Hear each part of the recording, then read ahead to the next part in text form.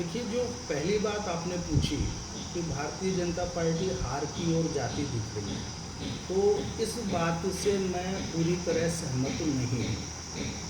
आपकी इस बात से मैं ज़रूर सहमत हूँ कि भारतीय जनता पार्टी पुराने लोगों से किनारा करती दिखाई दे रही है।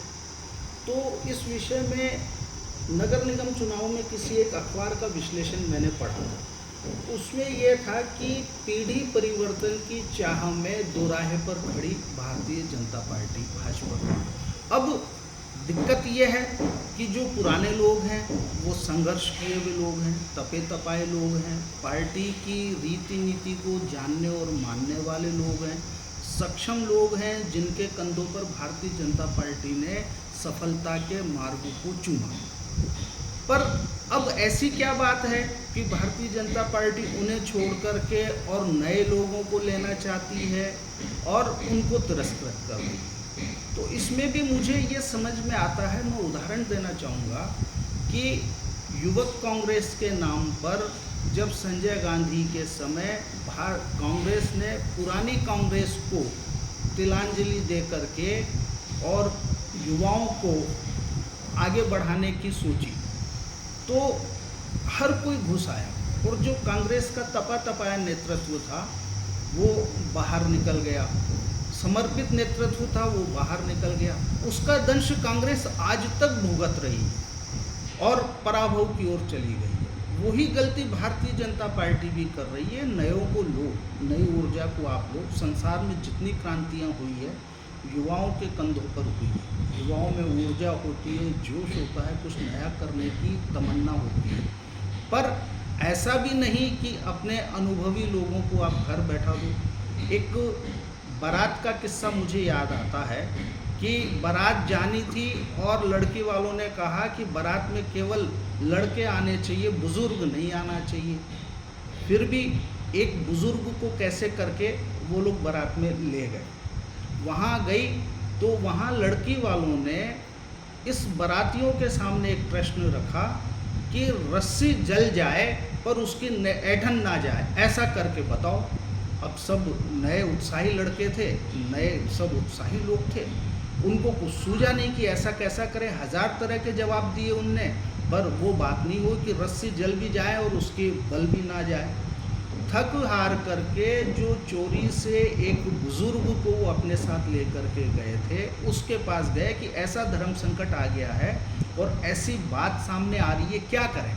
उसने हंसते हुए कहा, यार इसमें परेशान होने की ज़रूरत क्या है, ऐसा करो एक लोहे की प्लेट पर रस्सी को रख के नीचे से गर्म कर दो, रस्सी जल भी जाएगी और उसका बल भी नहीं जाएगा।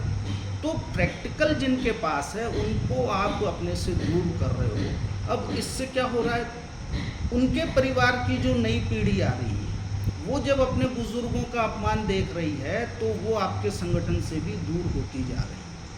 तो आज तो आपको बहुत अच्छा लग रहा है। एक उदाहरण है, कटनी का उदाहरण मैं देता हूँ। यहाँ के पूर्व विधायक सम्मानीय ध्रुव प्रताप सिंह जी हैं, यहाँ के पूर्व विधायक हमारे सम्मानीय साथी सुकीर्ति जैन जी हैं, मैं हूँ, अलका जी हैं। क्या आज की तरह के जो समाचार भाजपाइयों को लेके समाचारों की सुर्खियों में बने रहते हैं, ऐसा समाचार एक भी इन पूर्व विधायकों के नाम से कभी हो तो आप बता दो।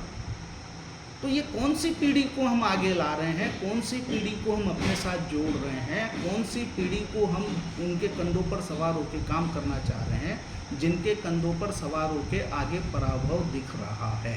तो आपकी इस बात का जवाब भी हो गया है कि पुरानों को क्यों अलग कर रही है और नयों के दम पर जो भाजपा पराभव की ओर जाती दिख रही है उसकी वजह भी ये है। तो मैं समझता हूँ कि भारतीय जनता पार्टी को आत्मचिंतन करना चाहिए। समय है, अभी भी बहुत समय है। 2003 में आप क्यों जीते,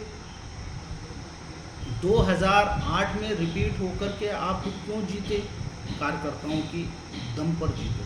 पर 2008 के बाद जो मनमाने निर्णय, विचार और कार्यकर्ता को तिलांजलि दे दी, तो उसका नतीजा यह हुआ कि 2013 में तो आप जीत गए, पर जो 2008 से 13 के बीच की व्यवस्था आपने अपने कंधों पर लादी थी, सिर पर चढ़ाई थी, उस व्यवस्था ने उल्टा आपको खाना शुरू कर दिया। और 2013 के बाद 18 के चुनाव में आपको हार का मुंह देखना पड़ा।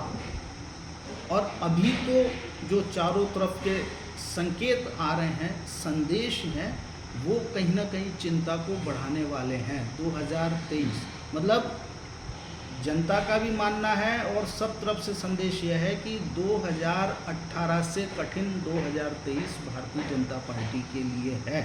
संभल सकते हो तो संभल जाओ, नहीं तो आगे पाठ पीछे सपाट वाली स्थिति नहीं, आगे भी सपाट और पीछे भी सपाट वाली स्थिति सामने निश्चित रूप से